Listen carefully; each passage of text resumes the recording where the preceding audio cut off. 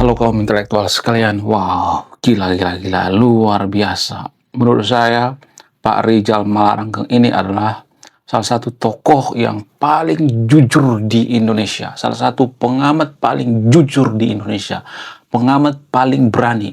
Walaupun Pak Rijal Malarangeng ini dikata-katain, kemudian dituduh liberal, dituduh sesat, dituduh anti-anti Amerika dan lain sebagainya. Ternyata ada fakta unik atau fakta menarik seputar Pak Rijal Malarangeng. Apa itu faktanya? Fakta yang pertama itu ternyata Pak Rijal Malarangeng ini dulu pernah jadi staf sus atau staf khusus Pak SBY. Bukan staf khusus kementerian ya, tapi staf khusus Pak SBY atau Pak Susilo Bambang Yudhoyono. Wow, gila, luar biasa. Jadi kalau warga Konoha ngata-ngatain Pak Rijal Malarangeng ini cupu, ya nggak ngerti geopolitik, itu salah total. Karena apa? Karena dulu di pemerintahan Pak SBY, Pak Rijal Malarangeng ini dipakai untuk apa? Untuk menganalisis geopolitik, kemudian komunikasi, ada banyak ya tugas daripada Pak Rijal Malarangeng ini. Dan ini sangat mempengaruhi keputusan-keputusan daripada Pak SBY. Jadi di pemerintahan Pak SBY itu kita itu sangat-sangat damai sekali ya. Jarang terjadi gonjang-ganjing. Kita itu sangat-sangat bagus sekali ya pertahanannya di zaman Pak SBY. Makanya Pak SBY itu disebut sebagai presiden pertahanan. Kenapa? Karena pertahanan kita itu kuat, aman, tentram, nggak seperti sekarang ini ya banyak masalah gitu. Ya maksudnya masalah dalam geopolitik ya, bukan masalah seperti harga-harga dan sebagainya. Zaman Pak SBY kalau saya perhatikan tuh ya lumayan stabil ya harga-harga ya. Nah, yang jadi pertanyaan, apa yang bikin stabilitas politik saat itu sangat-sangat damai sekali gitu ya di zaman Pak SBY? Walaupun ada masalah juga ya, tapi nggak sebanyak sekarang ini. Alasan itu karena pengaruh daripada staf sus, yaitu Pak Rijal Malarangeng. Ini prestasi yang sangat luar biasa. Jadi kalau ada yang mengatakan, apa sih prestasi daripada Pak Rijal Malarangeng ini? Nah, ini prestasi daripada Pak Rijal Malarangeng. Kemudian selain itu, ya ternyata Pak Rijal Malarangeng ini ya pernah kuliah di Amerika. Tidak hanya setahun, 2 tahun, sampai S3 coy. Jadi kalau ada yang mengatakan Pak Rijal Malarangeng ini nggak ngerti geopolitik, nggak ngerti situasi politik di luar negeri, Pak Rijal Malarangeng ini orangnya liberal, orangnya Amerika, bla bla bla. Menurut saya itu salah total. Dia seorang S3 coy, doktor, bukan kaleng-kaleng gitu. Ya, jadi kalau kita mendingan dengan Hussein Donasi, seperti bumi dan langit ya. Hussein Donasi itu bisa terkenal karena apa? Karena dia bawa-bawa agama. Pak Rijal Malarangeng apakah dia bawa-bawa agama? Enggak. Dia nggak bawa-bawa agama. Dia bawa apa? Bawa otak. Jadi, mohon maaf bagi video ini ya. Kalau saya perhatikan di Konoha itu, kalau seseorang itu pengen terkenal dan tidak punya otak, biasanya dia akan bawa-bawa agama. Enggak semua ya tapi ya, disclaimer on ya. Ini hanya di Konoha ya.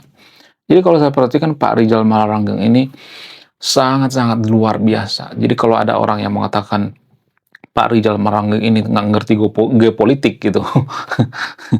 Kayaknya dia masih anak kemarin sore ya. Tapi ada kelemahan daripada Pak Rijal Malarangeng. Jadi di video ini saya tidak hanya mengulik kelebihan prestasinya, enggak. Tapi ada kelemahannya juga. Artinya di video ini saya benar-benar netral. Saya tidak pro terhadap Pak Rijal Malarangeng. Saya tidak hitam putih. Ada kelemahan dari Pak Rijal Malarangeng. Kemudian selain itu ada fakta unik yang sangat-sangat mengejutkan, yang sangat-sangat menarik terhadap Pak Rijal Malarangeng, tapi jarang diekspos ke publik. Apa itu? Kalau saya bongkar ini, maka akan banyak warga Konoha yang kejang-kejang kelonjotan berjamaah. Akan banyak warga Konoha kesurupan berjamaah. Apa itu faktanya? Faktanya adalah, jangan skip ya guys.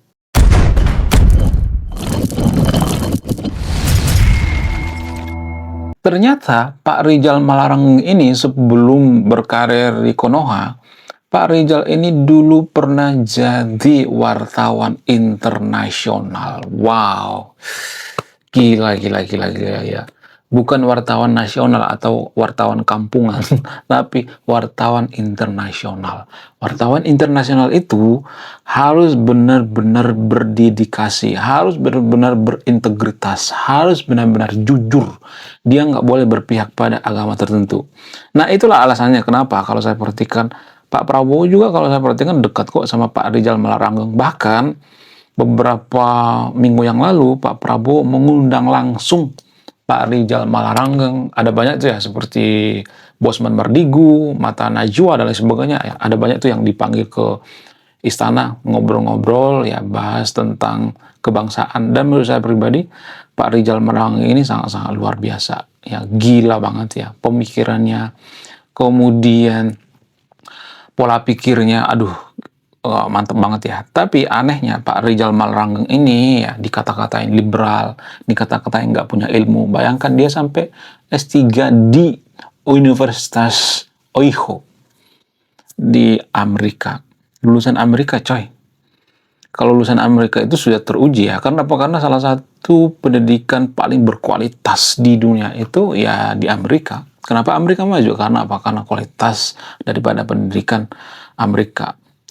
Kenapa pendidikan di Iran itu kurang maju? Apa alasannya? Ya karena kualitasnya. Kenapa kualitasnya kurang maju?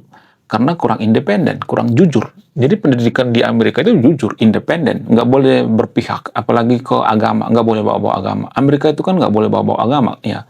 Mereka nggak diajarkan agama di sekolah di Amerika. Bagaimana dengan di Iran? Di Iran dari orok, dari kecil sudah dipaksa belajar agama, terus didoktrin terus ya. Sehingga apa? Sehingga mereka tidak punya waktu untuk belajar iptek.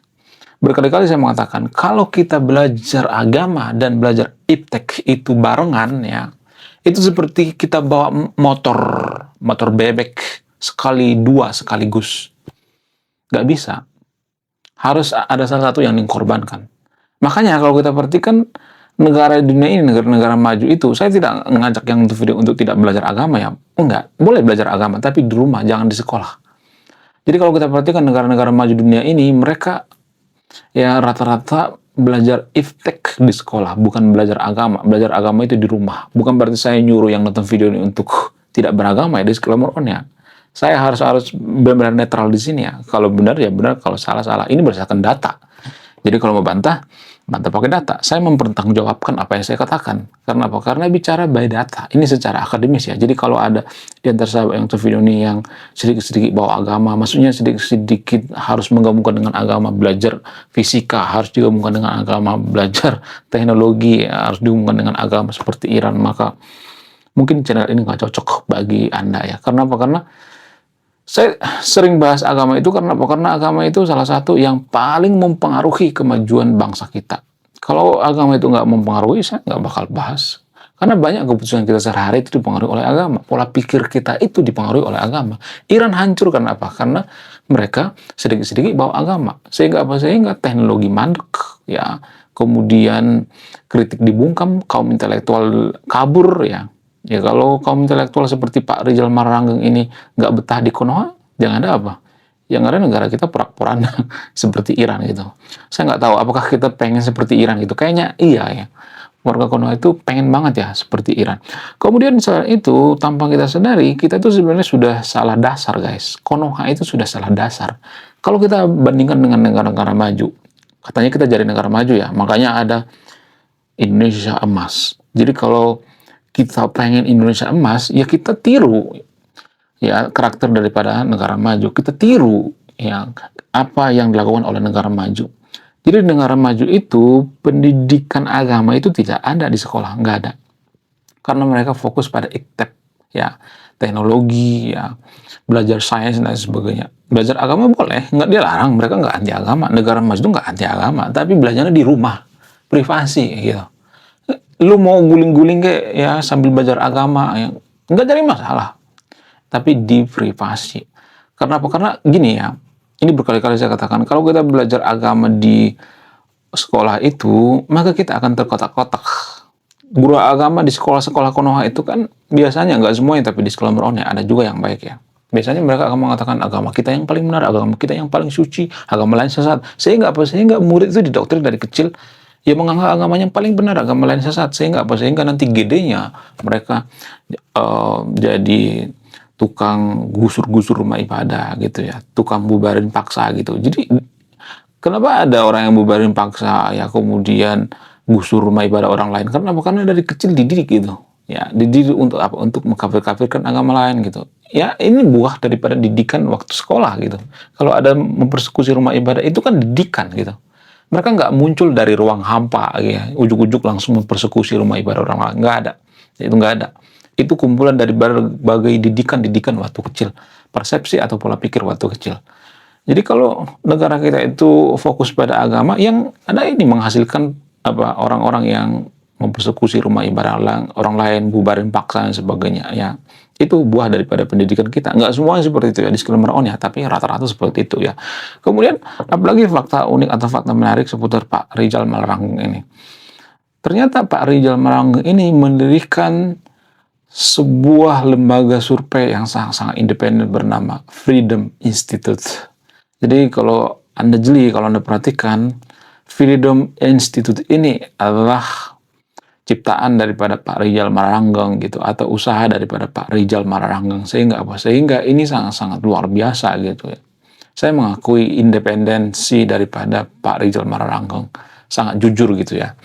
Kemudian selain itu, apalagi fakta menarik atau fakta unik seputar Pak Rizal Malarangeng. Ternyata Pak Rizal Malarangeng ini ya, kalau saya perhatikan itu masih dekat dengan kekuasaan sekarang ini. Walaupun dia dicap liberal gitu ya, dekat banget dengan Pak Prabowo kalau sepertikan ya. Lalu kenapa dia nggak mau jadi pejabat gitu? Dia lebih ya, ini fakta unik ya, lebih mau bekerja di balik layar. Dia nggak mau berebut panggung gitu ya. Kalau saya perhatikan dia itu lebih kalem gitu ya, lebih slow gitu ya. Kemudian ada kelemahan daripada, bukan kelemahan sih sebenarnya. Ini nggak ada hubungannya sebenarnya. Mohon maaf ya, disclaimer on ya. Dulu pernah ada kasus menerpa adiknya kalau nggak salah ya, Pak Andi Malarangeng, yaitu kasus Hambalang. Jadi ya sebenarnya Pak Rizal Malarangeng ini kan nggak ada urusan ya, maksudnya nggak terlibat ya. Namun kan warga Konoha itu kan, kalau misalnya nih ya, ada keluarga kita yang korupsi, biasanya kita akan berpikir, ah nanti juga keluarganya korupsi juga tuh, kan kemarin itu udah korupsi gitu. Jadi kita itu punya budaya yang sangat beda dengan orang luar. Apa itu perbedaannya? Jadi kita itu punya budaya kolektivitas gitu. Artinya gini, kita itu punya ikatan keluarga yang sangat kuat. Jadi satu dari keluarga kita itu melakukan kesalahan, maka kita akan dicap pengkhianat gitu. Ya, kalau misalnya nih ada yang korupsi di keluarga kita, ya seumur hidup kita akan dicap keluarga yang korupsi gitu. Walaupun adiknya, papanya, mamanya, ya, tantenya, atau siapapun keluarga daripada yang korupsi ini nggak ikut terlibat korupsi, tapi citra itu akan tetap ada gitu. Itu yang jarang kita sadari, citra itu ya, citra positif atau citra negatif ya. Itu yang jadi permasalahan. Ya, sebenarnya ini nggak jadi masalah kalau misalnya di luar negeri, di Amerika dan sebagainya nggak jadi masalah. Tapi kalau di Konoha masalah, kenapa? Karena budaya kita beda dengan budaya luar ya.